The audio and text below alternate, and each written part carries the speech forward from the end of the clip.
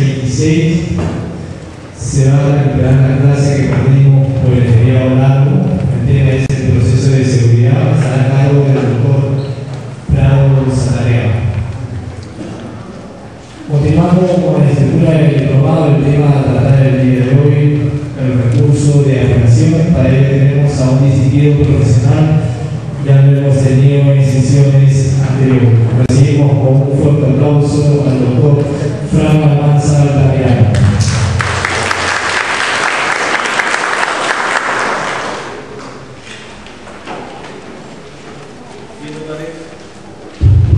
Bien, muy buenas tardes a todos. Agradezco nuevamente esta invitación reincidente del Colegio de Abogados de Lima para mi persona, para estar con ustedes en este evento, dándoles algunos comentarios, alcanzándoles algunas líneas, si se quiere, de temas relacionados con el nuevo Código Procesal Penal. Hoy día se me ha convocado, me han solicitado que me ocupe, que hable, que haga algunos comentarios respecto a lo que es la impugnación del nuevo Código Procesal Penal, específicamente hablando, me han pedido que toque el recurso de apelación. La parte general de los delitos impugnatorios ya entiendo que lo han visto, ¿cierto? ¿Sí? Les han dicho qué son medios impugnatorios, para qué sirven los medios impugnatorios, ¿no? ¿Solamente ha habido la revolución? A ver, entonces hagamos un refrescamiento de memoria. ¿Qué se entiende por un medio impugnatorio? ¿Qué es un medio de impugnación?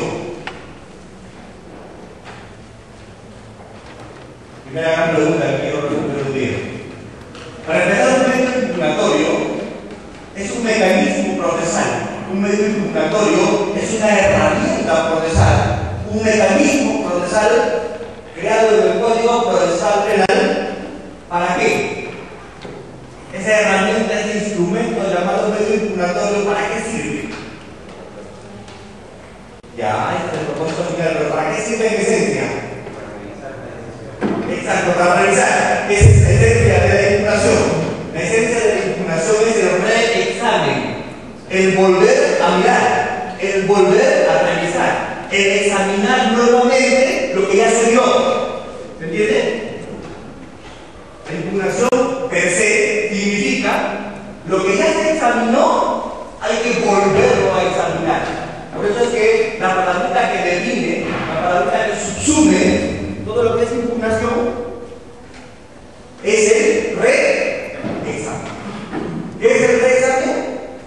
Volver a examinar lo que ya se examinó. En el tema de la reposición, ese volver a examinar lo que ya se examinó, ¿quién lo hace? ¿Alguien distinto al que emitió el acto procesal? ¿O el mismo que emitió el acto procesal? El mismo. Toda la impugnación pasa por el reexamen, que es volver a mirar lo que ya se vio. Entonces, ¿qué es un medio de impugnación? Un mecanismo procesal, una herramienta procesal que sirve para qué? Para que los sujetos procesales diferentes al juez cuestionen actos procesales. Cuestionen actos procesales, y cuando cuestionen actos procesales, al cuestionar actos procesales solicitan su reexamen. Reexamen por el mismo que emitió el acto o por el superior. ¿Para qué se pide cuando se cuestiona la revisión de un acto procesal? Para hacer lo que decía el doctor: lograr que se anule o se revoque. Ese es el esencia de la impugnación. Pedir que se reexamine un acto procesal. Y yo me cuido cuando uso los términos. Cuando digo reexaminar un acto procesal, ¿por qué no digo reexaminar una resolución? Porque un acto procesal puede estar contenido o no en una resolución. Una notificación es una resolución, pero puede ser reexaminada. Un auto, una sentencia es una resolución y también puede ser reexaminada. Entonces es más propio decir reexaminar examinar actos procesales contenidos con NOE resoluciones. ¿Y por qué se pide que se reexamine? Porque se está en cuestión. Y cuando se pide que se reexamine un acto procesal contenido en una resolución, porque se está cuestionando ese acto, ¿qué cosas pide? Su anulación o su revocación. ¿Cuándo aspiro su anulación? Cuando tiene vicios en el procedimiento, cuando hay errores improcedentes. ¿Y cuándo pido que se reexamine para obtener su revocación? Cuando hay errores en su esencia, en el fondo. Esto es injustificable. En el primer supuesto estamos hablando de impunidad de vicios, cuando hay que anular. Y cuando hay errores estamos hablando de revocación. Cuando hay vicio pido que se anule. Y cuando hay un error pido que se revoque. Pero eso lo hago con actos procesales contenidos con resoluciones. Eso quiere decir que esto lo hago con autos, decretos, sentencias, unidades, de notificaciones, etc. Muy bien. Esta es una primera aproximación a la impugnación. Los medios impugnatorios pueden ser de dos clases. Medios impugnatorios, propiamente dichos, y acciones de impugnación. ¿Dónde estoy ante medios impugnatorios propiamente dichos? Cuando ese reexamen yo lo quiero hacer en el mismo proceso. ¿De acuerdo? ¿Y cuando estoy en un medio impugnatorio conocido como acción de impugnación? Cuando ese reexamen lo hago en proceso aparte, en proceso independiente. Ejemplo, hay cosas juzgadas para los civilistas, ¿no? Proceso de revisión para los penalistas, por lo que hoy día se ha puesto de moda. Y conversaba con un colega antes de empezar la clase. El habeas corpus y el amparo. ¿Qué son el habeas corpus y el amparo? No entiendo por esa parte. Mecanismos procesales que se emplean para cuestionar actos procesales contenidos en las resoluciones pidiendo que se dejen. Pero estos mecanismos llamados habeas corpus, llamados amparo, son medios impugnatorios propiamente dichos o son acciones de impugnación. Acciones de impugnación, ¿por qué? Porque ese cuestionamiento se hace en el proceso amparo. Ahora, si nos ponemos a hablar de habeas corpus y sobre cuándo procede a reexaminar y cuándo no, por eso los límites podríamos tomar el resto de la tarde hablando de eso. Y no es lo que nos ha venido a convocar hoy día. Bien. ¿Y por qué se te permite reexaminar? Porque es una obligación que tienen todos los códigos en el mundo establecer mecanismos de reexamen, de volver a examinar. ¿No es acaso una pérdida de tiempo volver a revisar lo que ya comenzó?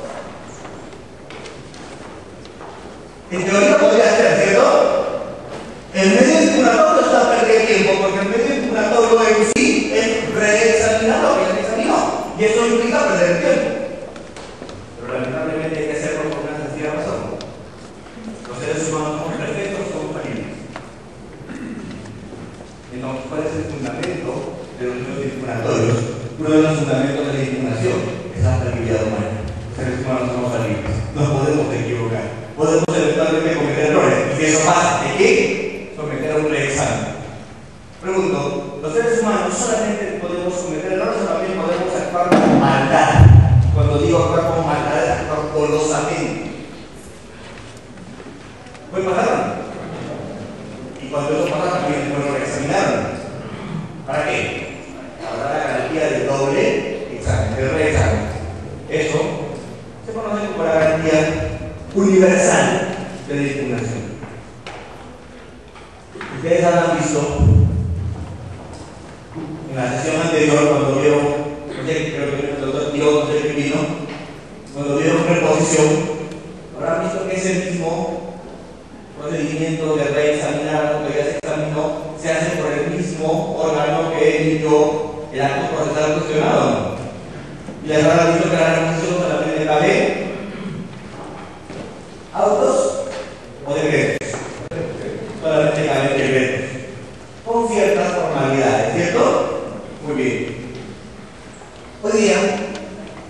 he hecho esa presentación genérica de lo que es la impugnación.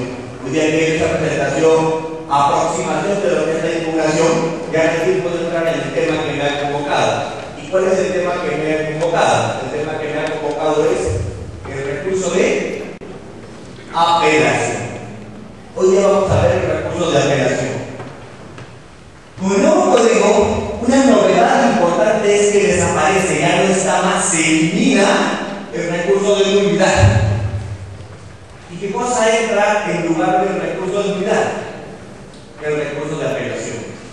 El recurso de nulidad que había en el Código de Procedimientos Penales y que hoy día todavía hay recurso de nulidad en el Código de Procedimientos Penales, en esencia no es instancia. ¿Por qué? Porque no hay mediación. ¿Qué cosa es? El recurso de nulidad del Código de Procedimientos Penales. Solo un reexamen. La reposición también es un reexamen. El recurso de nulidad también es un reexamen. Pero ¿por qué en el nuevo Código Procesal Penal se metió la apelación?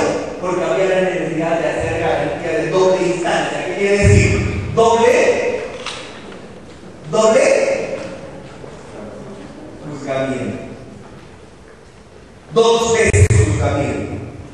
Con inmediación, con publicidad y con contradicción. Dos veces juzgamiento, con publicidad, con contradicción y con inmediación. En el recurso de nulidad. En el viejo recurso de nulidad, ¿qué es lo que sí se podía hacer? Se podía, al que está condenado se le podía absolver, ¿verdad? Y al que estaba absuelto se le podía condenar en el recurso de nulidad del viejo código. No, era lo más que se podía hacer en el recurso de nulidad. Al que está absuelto se le podía dar la sentencia y al que está nuevo. ¿Y por qué se podía hacer eso? Porque no había inmediación, porque no había publicidad ni contradicción. La apelación incorpora en el proceso por primera vez en el nuevo código la instancia de redención.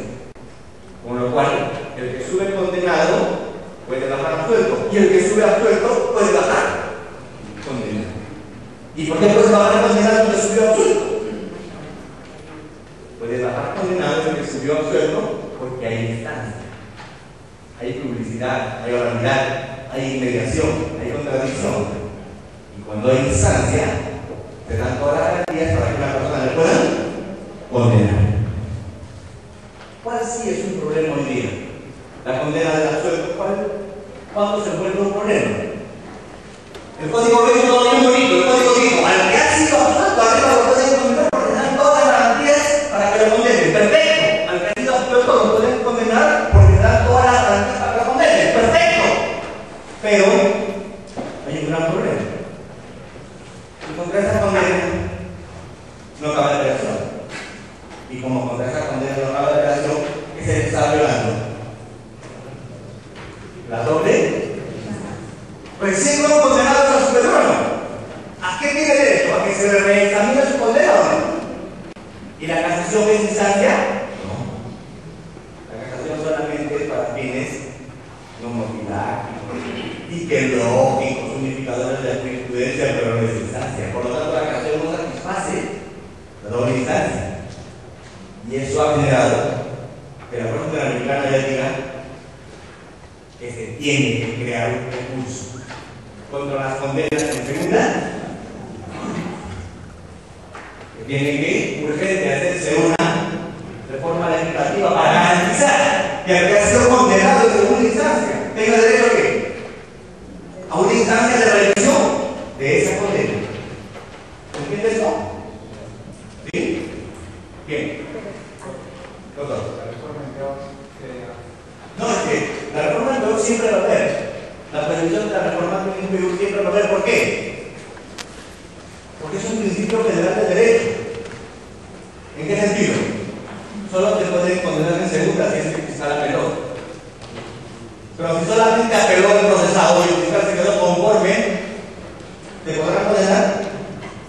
A ver, por ejemplo, vamos, miren, vamos. Usted es abogado defensor. A su cliente le ponen 4 años suspendidos. El fiscal se queda, 4 años efectivos. El fiscal se queda conforme con esa condena. ¿Me entienden? Usted apela. El superior le podrá volver su pena efectiva. Le podrá subir aplica pena? No. ¿Y por qué no? Porque el fiscal no apeló. No le puede empeorar la situación, que el fiscal no apeló. Pero si el fiscal también habría apelado porque el fiscal hubiera sido impugno, porque no le parece que esa pena es la correcta, no le debió dar 4, sino 8 o 10, allí sí. Eso sí, siempre te mantiene, eso sí existe. ¿De acuerdo? Lo que pasa es que hoy día la apelación tiene nuevas reglas, la apelación tiene nuevos criterios, la apelación tiene nuevos paradigmas. Tenemos que empezar a entender e internalizar. Bien.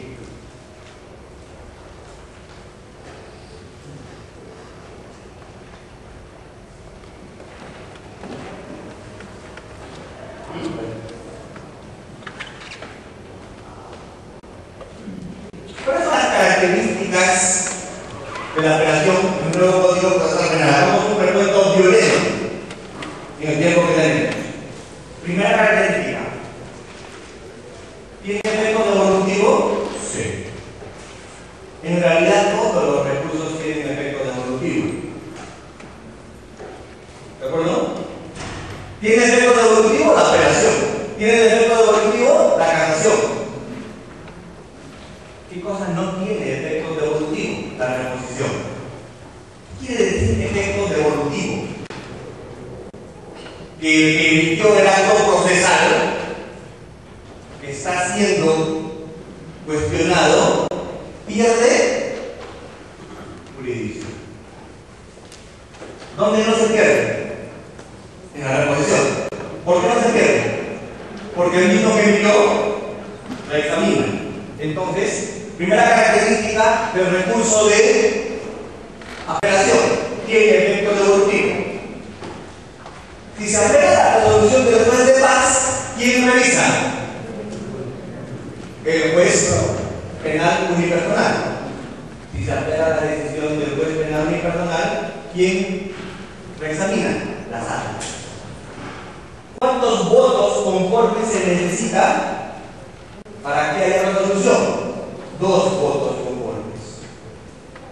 Cuando se impugna, cuando se apela, hay doble control de admisibilidad. Primer control de admisibilidad que hace el juez cuando concede la apelación, y segundo control de admisibilidad que hace el superior. Doble control de admisibilidad. ¿De acuerdo? Principio dispositivo, obviamente. ¿Qué quiere decir principio dispositivo? Solo la apelación es la instancia de ¿de acuerdo? ¿Qué quiere decir congruencia? Solo se tiene competencia a nivel superior sobre lo que fue materia de cuestionamiento. Lo que no se cuestionó, ¿qué se entiende? ¿Estamos de acuerdo, cierto? Salvo nulidad de fondo, nulidad insalvable. Eso sí se puede ver de oficio. Principio, ahí sí funciona el principio inquisitivo, no dispositivo. Si el juez lo puede hacer de oficio. Inmediación, puede haber posibilidad de que en segunda instancia se actúe prueba. Con el nuevo código procesal penal en apelación se puede actuar prueba, se puede hacer actuación probatoria en segunda instancia. Sin embargo, esa actuación probatoria en segunda instancia no es una actuación probatoria irrestricta, es una actuación probatoria limitada. Vamos a ver. ¿Cómo es que esa actuación probatoria limitada? ¿Qué resoluciones son impugnables vía apelación? El código lo dice, el código 16 lo dice cuáles son las resoluciones impugnables. ¿Y qué resoluciones son impugnables? Son impugnables las sentencias. Las sentencias son impugnables vía apelación. Los autos. ¿Qué tipo de autos? Autos de sobreseimiento, de resolución de juicio de defensa, de ejecución de acción penal, de la revocatoria, de las partes, mediante coerción, cesación de prisión preventiva y las demás expresamente declaradas penales. ¿Qué quiere decir? ¿Qué quiere decir? Que solo es apelable las resoluciones que expresamente dicen que son apelables. No es que todo es apelable, solo se puede apelar sentencias y autos. ¿Qué sentencias? Todas las sentencias. ¿Y qué autos? Solo los autos que están siendo enumerados en esa relación. Si solo saber que son números clausus para autos que se pueden apelar. Claro, donde no está en esta relación no se puede impugnar. Hay un cajoncito de desastre pequeñito al final que dice que los que causan daño irreparable. Aparentemente eso podría abarcar a todos, ¿cierto?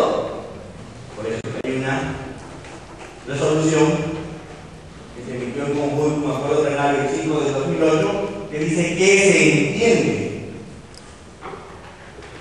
por daño irreparable. Así que hay que revisar ese Acuerdo Plenario 5 de 2008 para entender que se entiende por daño irreparable.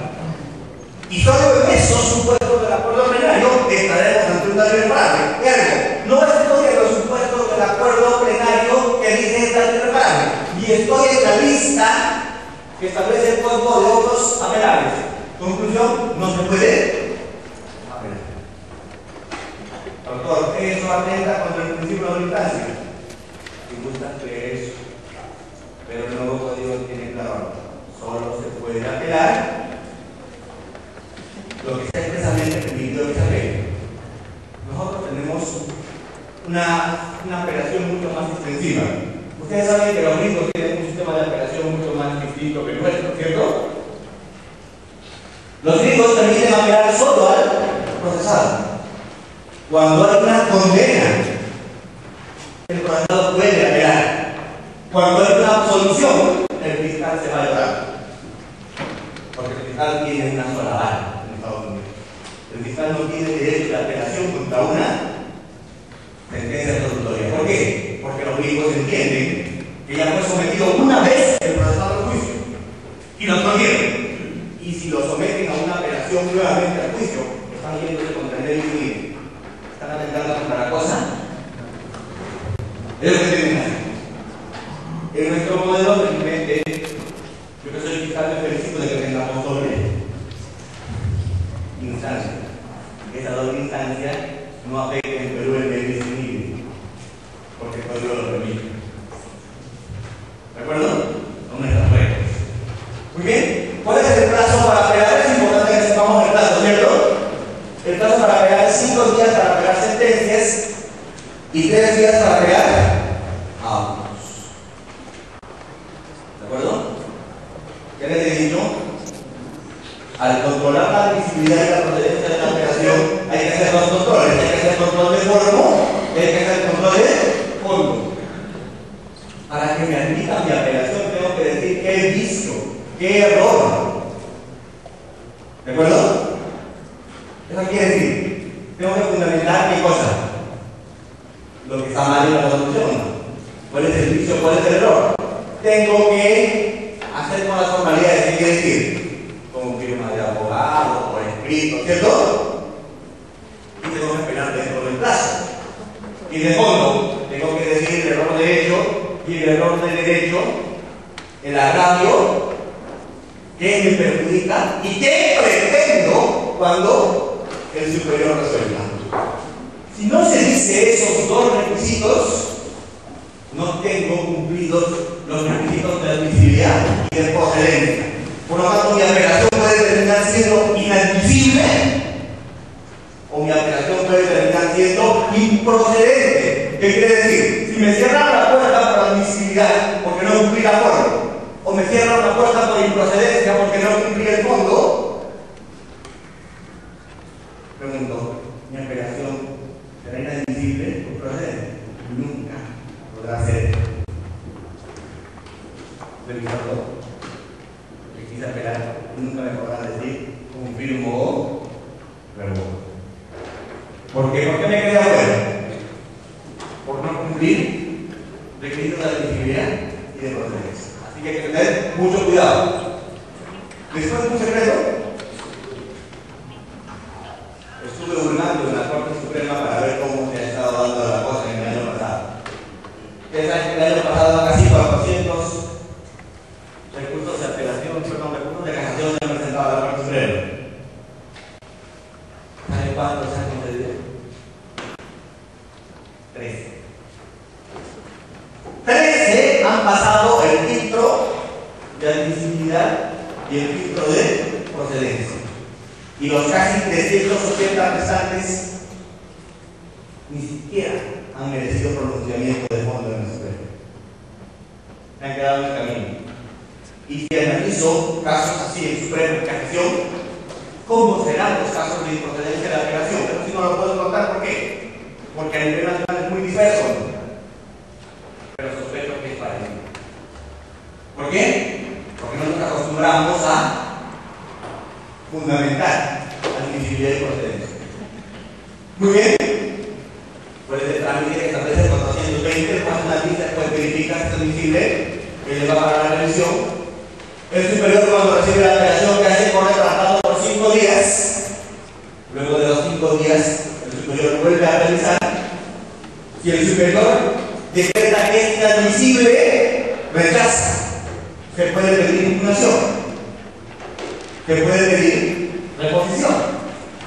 De lo contrario, fija fecha y hora para la audiencia. Esto es apelación contra audiencia. Muy bien. Se pueden presentar pruebas. La sala origina de esas copias puede recibir. La audiencia es aplazable. Y en la audiencia de apelación de auto puede concurrir el procesado. Y si en la audiencia de la apelación del auto concurre a la audiencia de la apelación del auto procesado, se le tiene que dar el derecho a la última palabra. Y lo más bonito, la sala solo cuenta con 20 días para resolver. Doctor, esos 20 días, ¿cómo se entiende? ¿Desde que subió a la sala o desde que terminó la audiencia? ¿Saben cómo lo están entendiendo? Desde que terminó la audiencia. Qué poquito le han dado, ¿no? 20 días. 20 días es poquito, es demasiado. A ver, pregunto, vamos a hacer un poco de crítica constructiva. Miren cómo funciona. La doctora apela a un auto. Esa apelación tiene un primer control, un primer filtro. ¿Quién hace el primer control o filtro? El juez. Pasa el control de admisibilidad y de procedencia del juez. Sube. El superior apenas resuelve, no hace ningún control. Corre traslado a las demás partes por 5 días o no. Con la absolución en esos 5 días, el juez superior hace el segundo control de admisibilidad y procedencia. Y les da oportunidades a presentar documentos que se crean pertinentes. Solo documentos, para operación de auto no se puede presentar testigos, solo documentos. ¿De acuerdo? Tan pronto eso pasa, fija audiencia. Muy bien. Digo, en esa audiencia, ¿qué se produce? ¿Un debate o no? Doctores, tiene que ir necesariamente los sustentadores de la apelación. Lamentablemente acá ha habido un acuerdo plenario respecto del cual yo discrepo harto, que dice que si el que apela no asiste a la audiencia de apelación, el superior igual tiene que resolver. Eso se dijo en una casación del 2008. ¿Qué se dijo?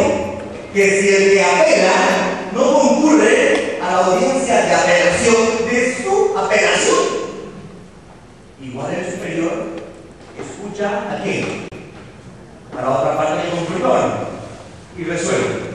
Pregunto, ¿con qué resuelve? ¿Con qué resuelve?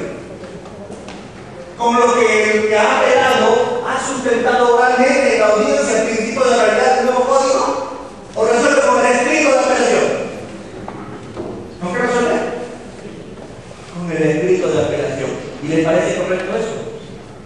¿Está bien eso? Ok. En operación de sentencias el criterio es distinto. En operación de sentencias se dice el criterio. Y el apelante no concurre a la audiencia, se archiva el caso. Pregunto, ¿esa no debe ser también la regla aplicable para autos? Si la apelante no concurre, se archiva, ¿sí o no? ¿Por qué eso puede pasar solo en sentencias y por qué eso no pasa en autos? Primer gran problema. Muy bien. Y finalmente, si se ha producido el debate, si el apelante oralmente ha sustentado su pretensión un alcohólico. La otra parte ha hecho réplica, él ha hecho dúplica, se ha hecho el debate, se han ofrecido documentos. Digo, en este mismo momento no se puede resolver en boche. 20 días no es demasiado generoso. ¿Para qué esos 20 días? 3 máximo, 20 ¿para qué? A mí la verdad me desespera este plazo. Porque si queremos transparencia, queremos celeridad, se resuelve en un momento, ¿no? 20 días para resolver. En el mejor de los casos nos deja que pensar. En 20 días muchas cosas pueden. Bueno, no estoy hablando necesariamente de lo que. Muy bien. ¿Cuál es el trámite de operación de sentencias? Igualito. El mismo juez hace el análisis, se corre el traslado, se expresan agravios, 5 días para resolver el agravio, después de los 5 días segunda calificación, 5 días para ofrecer medios de prueba, y luego de ello se decide si la apelación es admisible o no, se decide la admisibilidad de los medios probatorios, se citan a los testigos y se llama a audiencia. Acá dice el código lo que yo estoy diciendo y estoy mal diciendo. Dice, se llama audiencia. Si no asiste, ¿qué dice? Se declara inadmisible. Y esta normita nos olvidamos de poner en autos. ¿Por qué solo en sentencia cabe esta norma? Que si no asiste, se declara inadmisible. ¿Por qué esta norma no va en autos? ¿De acuerdo?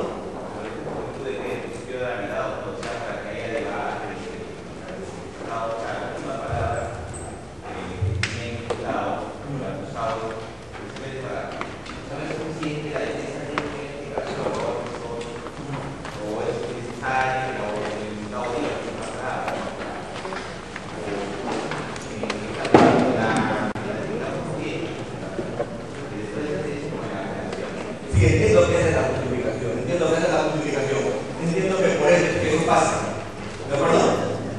Bien, ¿qué puede pasar?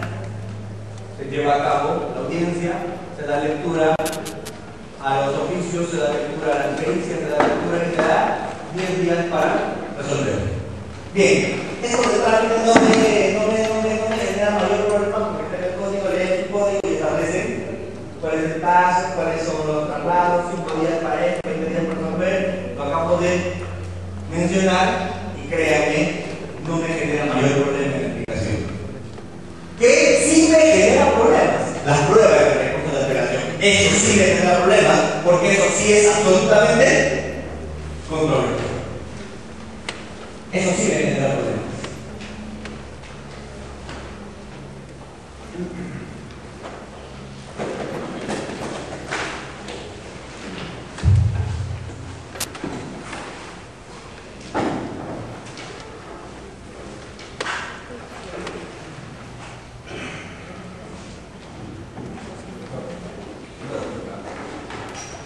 Para el procesado, no es conveniente que cuando el recurso de apelación sea declarado inadmisible, no sea subsanable.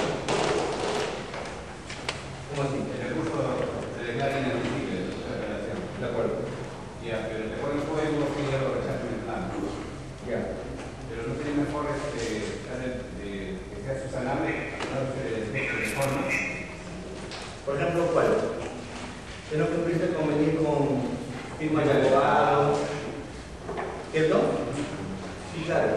En teoría, eso se discutió mucho y eso se debatió mucho. Si es que cuando tienes reservas subsanables, lo podías subsanar en un plazo que te otorgaría para subsanar. Es como en el 426 te permiten subsanar la mano. Sí, pero el código expresamente aborda con no subsanar. Con lo cual, si hay defectos de inadmisibilidad, al decir inadmisible, no debes entender que están diciendo tienes un plazo de 3 días para subsanar. Lo que están diciendo es inadmisible por requisitos de forma. Adiós. Como dice el otro, chao. Bye bye. Se acabó. ¿De acuerdo? El gran problema cuál es. qué cosas se admiten y qué cosas no se admiten en segunda instancia. Ese es el gran problema. El gran problema de la apelación es qué cosas podemos actuar en segunda instancia y qué cosas no.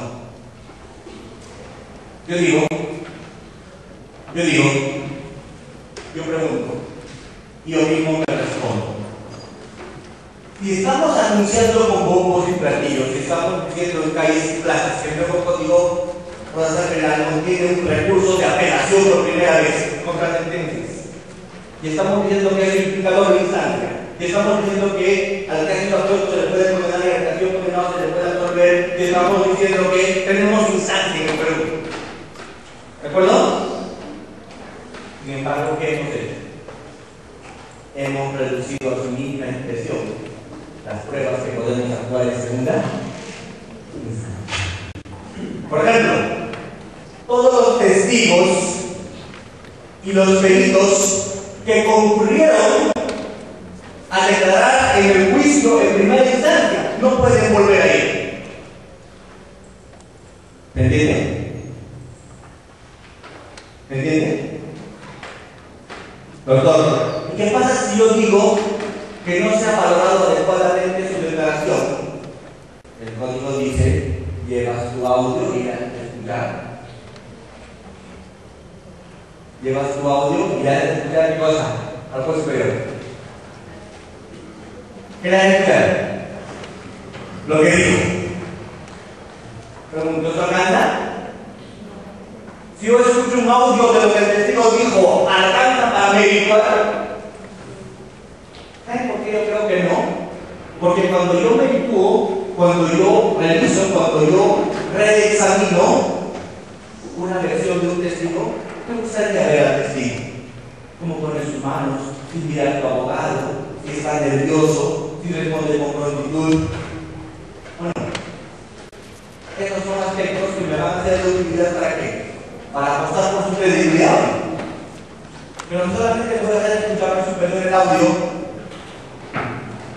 esa zona oscura de la declaración se pierde o no se pierde. Se pierde. Segundo, a un audio le puedo contraexaminar, a un audio le puedo hacer preguntas. Entonces, ¿qué sería importante tener allí? Al testigo no le metan. Y este es un gran problema, porque está absolutamente restringida la oferta, el ofrecimiento de medios promotoras de segunda instancia. Sencillamente no se puede. ¿Qué dice el código?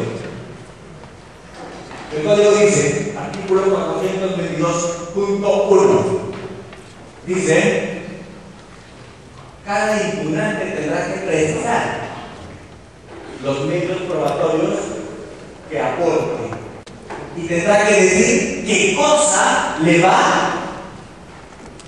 sumar un caso cada medio probatorio que aporte. Segundo, que sea vinculado dice a la culpabilidad, a la inocencia o a la determinación judicial de pena. Esa es la pertinencia del medio probatorio de segunda instancia, ¿no? Que sirva para pena, que sirva para culpabilidad o que sirva para inocencia. O por último dice que esté vinculado con el objeto civil, pago de reparación civil. Dice 422.2. Solo se admitirán, miren qué listo, tema aquí, escuchen todo. Solo se admitirán los siguientes medios probatorios. Esto es fantástico. Solo se admitirán los siguientes medios probatorios. Uno, primer supuesto de admisibilidad del probatorio. Uno, los que no se pudo proponer en primera instancia por desconocimiento de su existencia. Seguramente han sido de fecha posterior. Sin embargo, no fueron conocidos por mí. En otras palabras, de la existencia de ese testigo, de la existencia de ese perito, de la existencia de ese documento, de la existencia de ese objeto, aun cuando ya existió, de su existencia, me acabo que no fuese entero. Ayer nada más. Primer supuesto. Segundo supuesto de admisibilidad probatoria. Señor juez, yo sí me había enterado. Lo propuse al juez de la etapa intermedia, lo propuse al juez de juzgamiento. ¿Y sabe qué? Me lo denegaron. O sea, yo sí lo propuse, pero no me dieron caso. Pero ¿qué requisito me pone el código? Si yo cuestiono algo, debo haber dejado reserva. ¿Qué quiere decir reserva? Dejo constancia que me estoy reservando el derecho de ofrecer nuevamente este medio probatorio de ser apelada la sentencia en la audiencia de apelación. ¿Habré de reserva? Doctor, ¿y si no dice reserva? No. Porque tuve que haber hecho reserva. ¿Ok? Miren, debo haberlo puesto y debo haber hecho mi correspondiente reserva. Si no hice la reserva, no me lo piden. Segundo supuesto de ofrecimiento de menos por tres unidades. ¿Cuál es el primero? ¿Primero cuál era? Prueba. ¿Prueba nueva? No es prueba nueva. Prueba nueva es la que está dado recién. Prueba desconocida, es distinto a prueba nueva. ¿Saben qué es prueba nueva? Prueba nueva es después de el juicio, esto se ha producido. Es problema. ¿Acá qué cosa es? Prueba vieja, pero desconocida. Es diferente. No es lo mismo. Muy bien. Y segundo supuesto, lo que yo ofrecí y me denegaron. Pero basta que ofrezca y me niegue, o además tenía corrección pertinente. Ofrecí, me denegaron cierto pertinente, ¿y cosa hice yo? Formulé reserva. ¿Ok? Solo se permitirá la prueba que, a pesar de ser pertinente, útil, necesaria y lícita, puede dejada en primera instancia indebidamente por el acto. Se busca dar una oportunidad para que el superior le examine la procedencia y lo haga. En otras palabras, ¿qué nos está diciendo en este segundo supuesto? Nos está diciendo, señores, estamos en un caso que la prueba era pertinente, la prueba era conducente, la prueba era útil, pero además, después de la investigación preparatoria de un inepto, que vio la investigación preparatoria y que vio etapa intermedia. Y más inepto aún de que fue el juzgamiento, porque también antes lo propusiste y también antes de luego. Ninguno de los dos se dieron cuenta. Yo superior establezco que fue la pertinente conducente y útil. Como tú te reservaste, te lo admito. 1 en 1.000.000.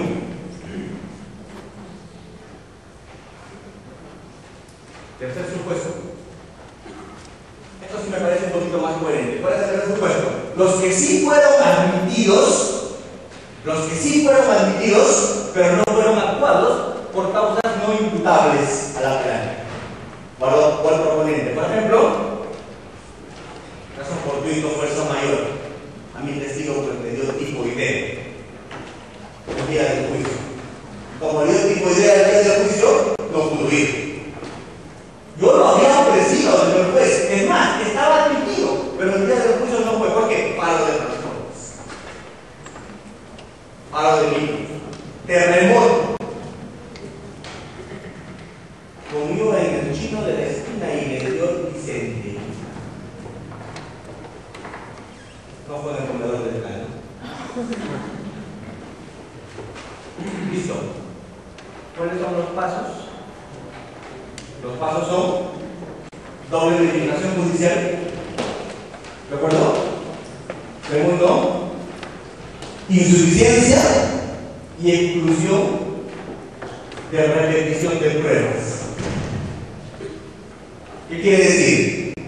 Miren, que no se puede actuar cuando se han afectado. Este ya es un tema que funciona mucho en el tema de prueba prohibida. Como el certificado de diplomado, uno podemos ser muy cuidadoso de incluir la prueba prohibida, la prueba ilícita, la prueba irregular. Es un tema que acá yo creo que está claro. ¿De acuerdo? Muy bien. ¿Hasta acá doctores? ¿Hasta acá? ¿No hay problema? Sí. Doctor. Como segundo supuesto, si es denegada el ofrecimiento de nueva prueba y es apelada esa resolución, pero no se está haciendo la reserva, se está apelando y luego apela usted la sentencia, esas pruebas denegadas y que fueron la resolución apelada pueden ser presentadas en la apelación de sentencia. Esto para el supuesto que usted dice es imposible de defender. ¿Sabe por qué? Porque lamentablemente el nuevo código no permite la apelación de las decisiones que desestiman a las divisiones de medios. Esas sí. ¿Un nuevo código? ¿Cómo se lo vamos a decir por qué? ¿Por qué? ¿Cómo que eran fundamentadas? ¿Qué supuesto? Fueron nuevas pruebas en la etapa de juzgamiento,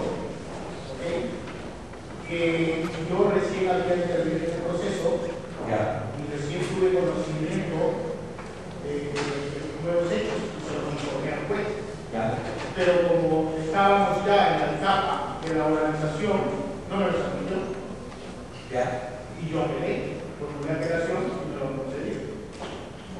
Después con el juicio. Ahí hay todo un tema. Yo estoy refiriéndome a los supuestos de control normal. ¿Cuáles son los supuestos de control normal? ¿Cuándo es la pertinencia de ofrecimiento de una probatoria? ¿Cuándo se ofrece una probatoria de una probatoria? ¿En qué audiencia? La audiencia de control de acusación de la primera. Y después, ¿en qué? Segundo momento. En el momento mismo de la instalación, ¿cierto? Ahora, la verdad no entiendo el razonamiento para conceder la apelación en este supuesto, porque sencillamente yo le estoy denegando porque sencillamente ya percuyó, ¿cierto?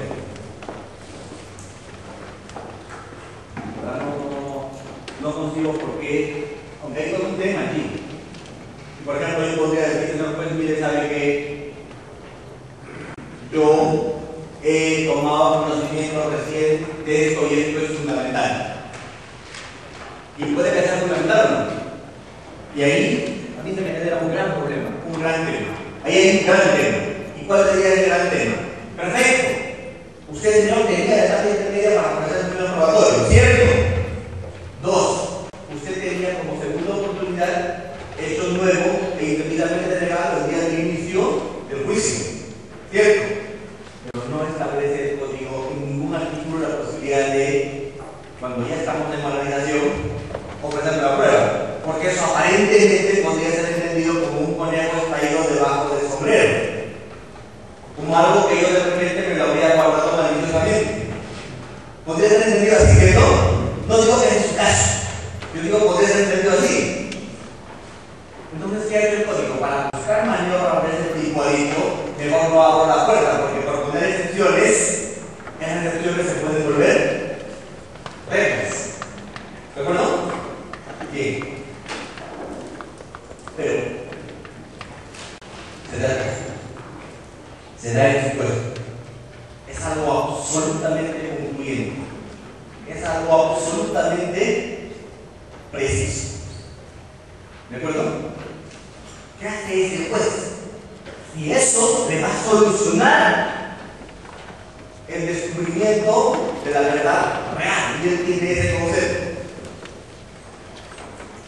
El juez podría fundamentar su decisión y podría decir, mira, voy a razonar de dos formas, ustedes se queden con la que mejor les parezca, voy a razonar de dos formas. Forma número 1, el juez dice, estoy diciendo, muy bien es cierto, acá se han roto las formalidades, no se ha ofrecido esto en etapa de control de acusación en etapa intermedia, y no se ha ofrecido en el juzgamiento, y no hay norma en el código que permita ofrecer el mismo elemento, lo que estamos haciendo como jueces es buscando la justicia. Tratando de establecer la verdad real. Y eso que usted me dice es contundente, es concluyente, eso sí que ayuda. ¿Me debo entender? Por lo tanto, lo incorporo y se lo admito. Si hago eso, yo haría lo siguiente. Le diría, señor, Lo incorporo, pero no como de parte. Lo incorporo como de oficio. El código me permite incorporar de oficio. Y es más, yo en alguna ocasión se lo he pedido así. Le he dicho, señor, no se puede hacer rápido de parte porque solamente son 2 momentos. Pero le digo, hay esto. Y se lo digo como audiencia. Usted hágalo como suyo. Y métalo de oficio.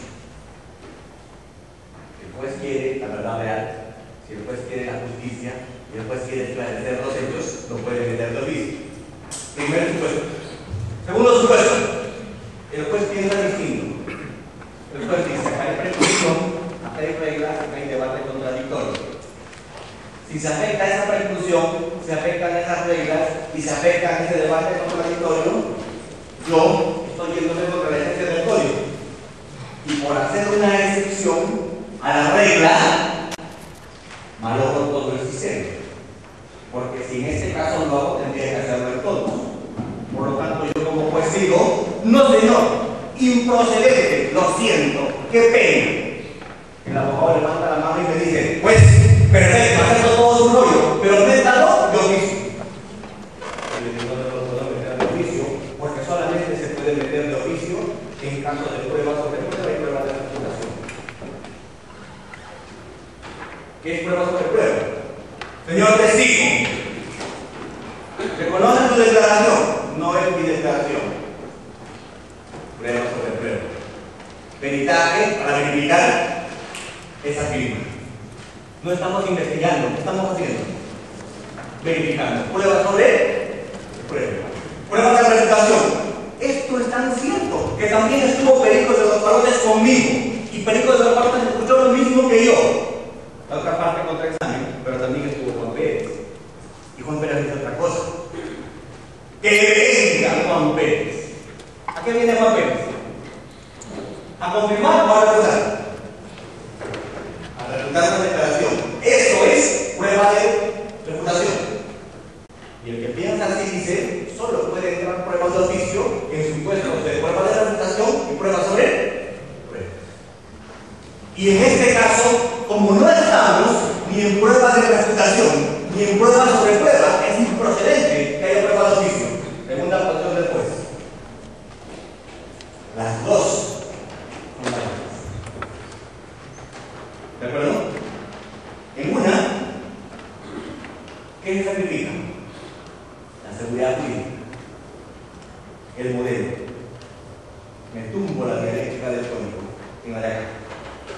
En la del juez, ¿qué hacer? Pero ¿qué cosa salvo? Entre comillas, ¿qué? Justicia. Acá, ¿qué me tumbo? La justicia. Entre comillas, ¿qué cosa salvo? La seguridad jurídica y mantengo vigente el modelo para que ninguna excepción se convierta en. ¿Cuál de las dos eligen ustedes? Cada día habrá cada uno de sus casos.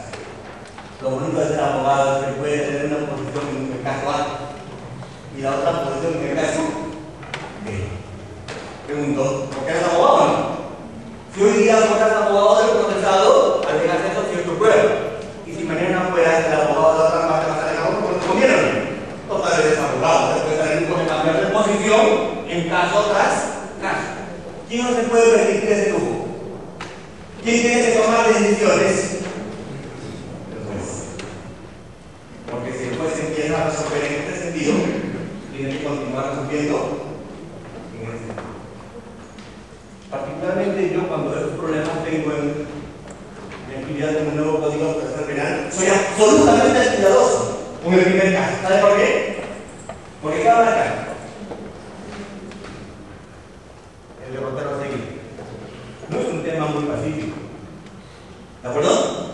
Alguna vez acierto abogado supremo cuyo nombre no voy a mencionar porque no está acá para defender que no sería justo hablar de él. Solamente vamos a mencionar lo que dijo. Él decía: yo no puedo decir que no estoy viendo cuando estoy viendo un lagarto caminando por debajo de la alfombra. ¿Cómo eso qué quiere decir? ¿Que la admitiría o no la admitiría? Pero la admitiría. Porque puede decir: me están haciendo ver algo que es evidente y no puedo dejar de ver. IPS, pues, en sus casos, resolverá de esta manera. ¿De acuerdo? Ok. ¿Cuál sería la solución, doctor? Para mí. Yo soy respetuoso con los que piensan izquierda y soy respetuoso con los que piensan derecha, porque las dos posiciones son absolutamente defendibles, ¿cierto? Si queremos en este país seguridad política, ¿qué debería haber un pronunciamiento de la Corte Suprema con fin unificador de intereses, no? Y que diga que a partir de ahora, en estos casos, vamos a actuar de esta manera.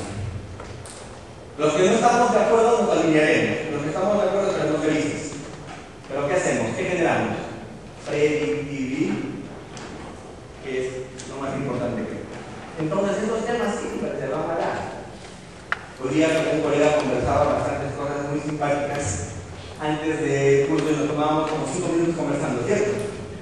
Más, ¿no? Y casi suspendemos la clase porque lo que se planteaba era absolutamente interesante. Y era jugando con los artículos solamente sobre la relación. ¿Qué quiere decir? El nuevo código honesto es un producto acabado, terminado, consolidado. Hay mucho por discutir y por regularizar. Así como el doctor nos ha traído hoy día la riqueza de un caso que ha tenido y nos ha contado que pues, por no hacer problemas que no puedo decir una operación de doble de inmoble. Esto es una calidad creativa, pues, por no hacerse. Doctor, si le confío una operación, ¿usted es feliz? Doctor, sí. ¿Qué después de la calidad que lo busque?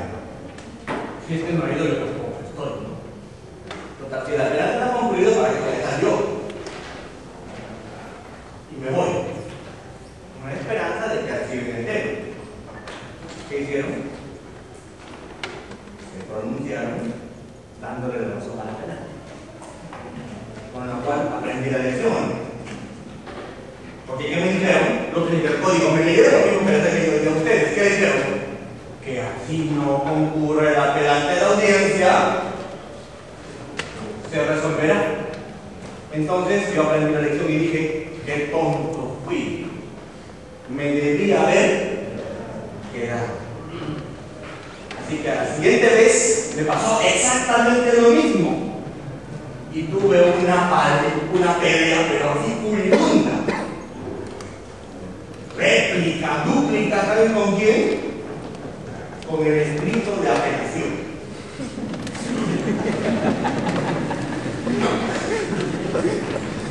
En la vez anterior había dejado pasar esa oportunidad. Dije 2 veces no me nacen, así que ahora sí me presento. ¿No vino el apelante? No. ¿Doctor no se va a retirar? No, no me voy a quedar. Y les mandé el código y les dije que lean el escrito de apelación. Leyeron el escrito de apelación. Ahora, permítanme replicar. Blum, blum, blum, blum, blum, blum, blum, blum, blum, blum. ¿Cómo le he trasladado el escrito para que tiene que haber dúplica?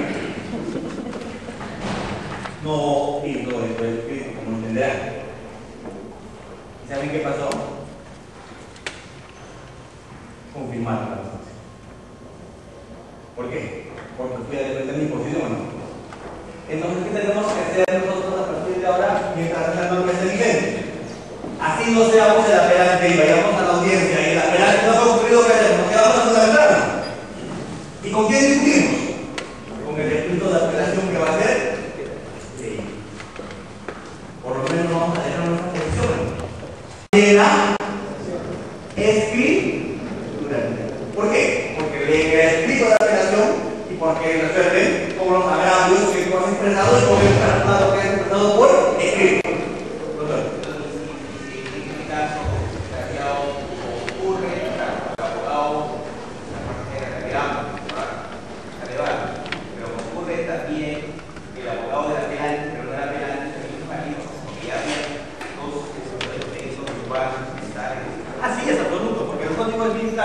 El código dice que la audiencia de apelación de auto no es obligatorio que concurra el procesado. Lo que sí es obligatorio en la audiencia de apelación de sentencia. ¿Por qué? Porque la audiencia de apelación de sentencia, ¿qué cosa es? Solo realizar como también es instancia. A la audiencia de apelación de sentencia sí tiene que concurrir el procesado. ¿Y para qué concurre la audiencia de apelación de sentencia del procesado? Para que le pregunten, ¿tiene derecho a hablar? Acá lo podemos condenar. ¿Quiere hablar? Le dicen, no. Se acabó. El código tiene una norma que dice, si quieres a la siguiente, ¿por qué la gente? Por una sencilla razón. Porque el tema de apelación de auto como es instancia es solamente el reexamen, y ese reexamen solamente es discusión entre quién? Entre técnicos, abogado y fiscal. Y le voy a contar otra norma para que vea. Todo lo que estoy diciéndoles es lo que me ha pasado, no es lo que alguien me ha contado. Otra cosa que le voy a contar que me ha pasado. Concurro a la audiencia de apelación. Ahí tengo, felizmente el nuevo código no se puede mentir. ¿Y sabes por qué no se puede mentir? Porque todas las audiencias son filmadas, ¿o no? Y el que me diga que está mintiendo le compro el video. Eso es lo bonito. La división probatoria en segunda instancia tiene un trámite muy simple. ¿Qué quiere decir? Que si no se admite la prueba ofrecida, la resolución es inimpugnable. Quiere decir que no cabe apelación. ¿De acuerdo? Ok. Esto es lo más bonito para mí. ¿Por qué? Esto que ustedes van a leer allí, que es el 2.5, es la tabla de salvación a todos los problemas que yo les he manifestado. ¿Por qué?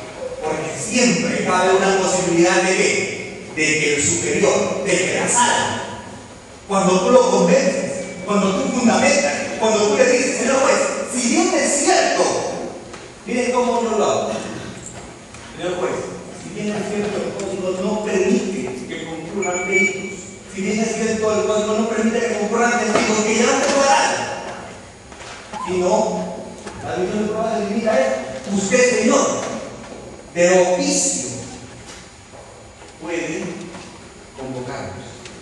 ¿Por exigencias de qué? de inmediación y contradicción.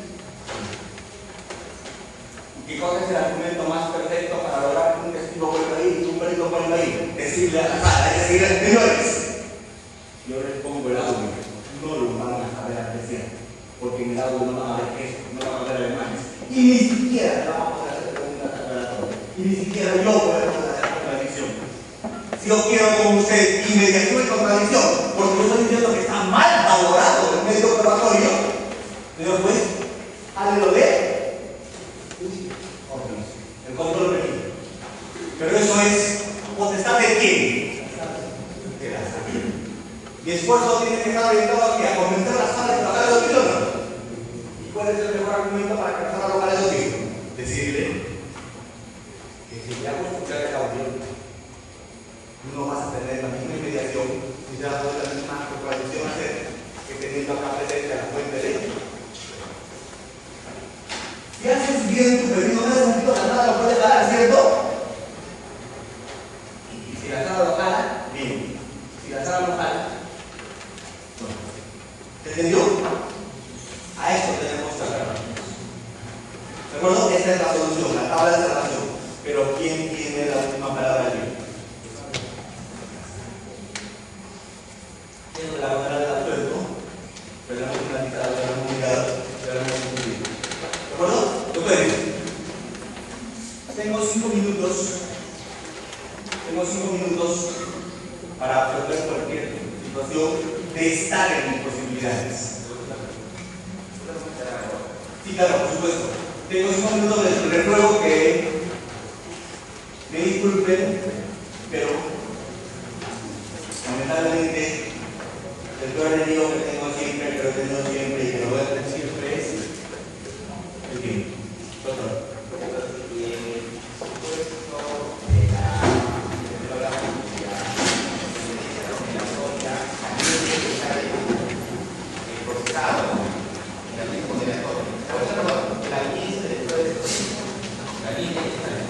Considero que sí.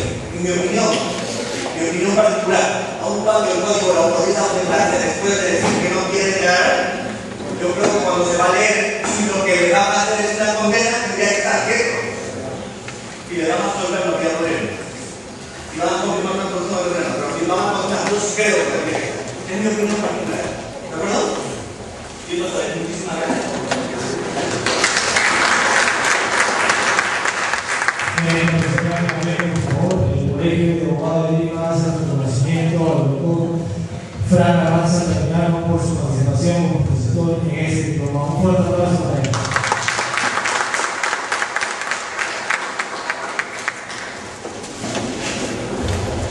No se olviden, nos vemos el día viernes en recuperación.